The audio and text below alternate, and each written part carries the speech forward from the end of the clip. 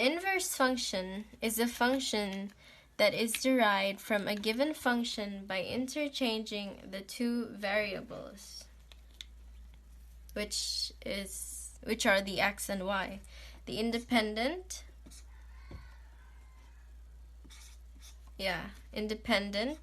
which is our horizontal line, which stands for our horizontal line, which is our x-axis,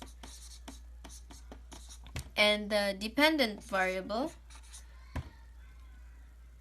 is our vertical line, which is the y-axis. Remember that you have to check first if it is a function, because sometimes it is just a relation and not a function. Now, let's have this example. Example number 1. We have 3, 0, negative 2, 1, 0, 5, and then 5 and 3. So what we need to do is basically just interchange the numbers. So this becomes 0 and 3, 1, 2, 5, 0, and then 3 and 5. Now, take a look at the answer. Is it a function or not? It is not a function.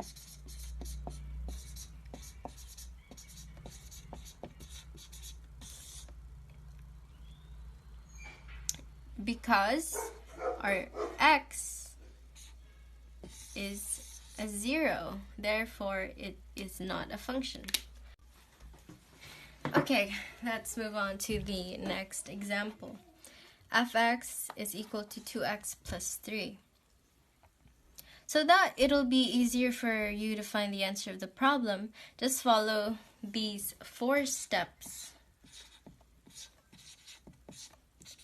So the first step is replace the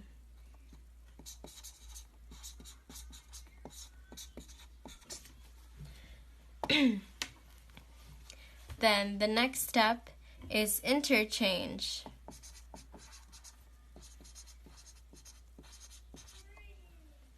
the x and y. Then the third is solve the new y from the equation in step 2. Solve the new y, and then the fourth step is to replace the new y with f minus 1 x if the inverse is a function.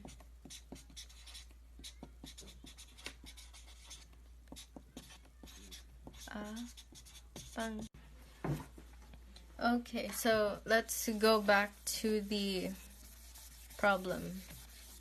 Okay, so the example was f(x) is equal to 3x plus 2. So what we need to do first is change this to y. So it becomes y is equal to 3x plus 2. Then what we need to do is interchange the y and the x. So it becomes x is equal to 3y plus 2. Then the next step is we transpose. So we move 2 to the x. It becomes x minus 2 is equal to 3y. Then we need to divide by the number beside the y. So 3. Cancel. So our wait, no. So our y is x minus 2 over x. So what we need to do now is denote the inverse as gx. So it becomes gx is equal to x minus 2 over... No, this is not... I'm sorry. This is 3. It becomes 3. And this is your final answer.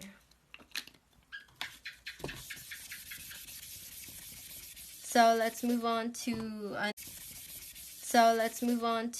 another example. This one's easy. Fx is equal to 3x. So same thing. Y is equal to 3x. Then it becomes x is equal to 3y. Then x equals 3y. You do the same thing.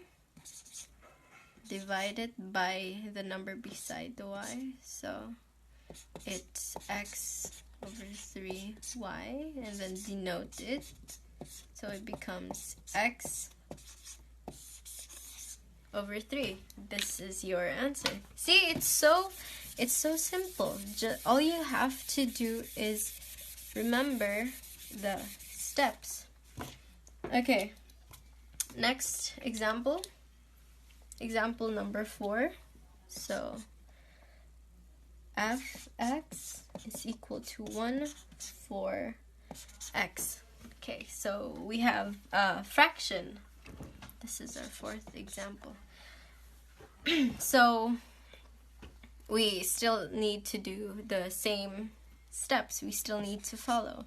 So it becomes y 1 for x, and then that becomes x is equal to 1 for y. So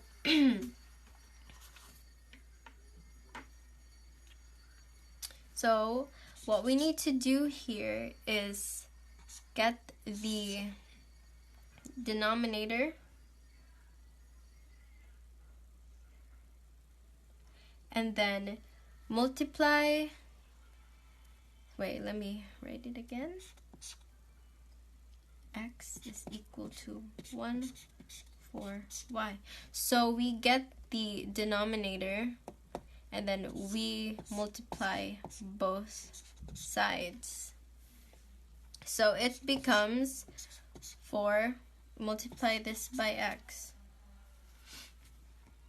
Multiply x by 4. So it becomes 4x. And this one, you cancel this one. So it's just y. So it's that. This is your answer. Then you have to denote it. So it's gx is equal to 4x. And that is your final answer.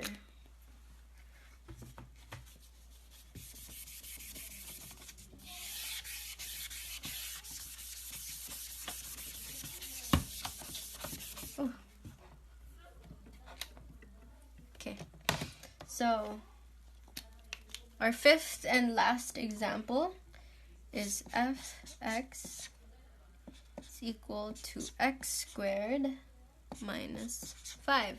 So do the same thing. It becomes y is equal to x squared minus 5. Then interchange y and x. So y is equal to, no, x is equal to y squared minus 5. And then you transpose, move the 5, so it becomes x plus 5 equals y squared. So what we need to do now to get rid of the exponent is we square root both. Then we can get rid of this. So the answer is x plus 5. The square root of x plus 5 is equal to y. Then we need to denote it, which gives us gx is equal to square root of x plus 5. That is our final answer. And it's that simple. So there you have it. Just remember the 4 steps to finding the answer to the given problem. We hope you have a better understanding of the inverse function. Thank you for watching this video. We hope you have gained a better understanding of the inverse function. If you have any further questions, please leave them in the comment section below. So,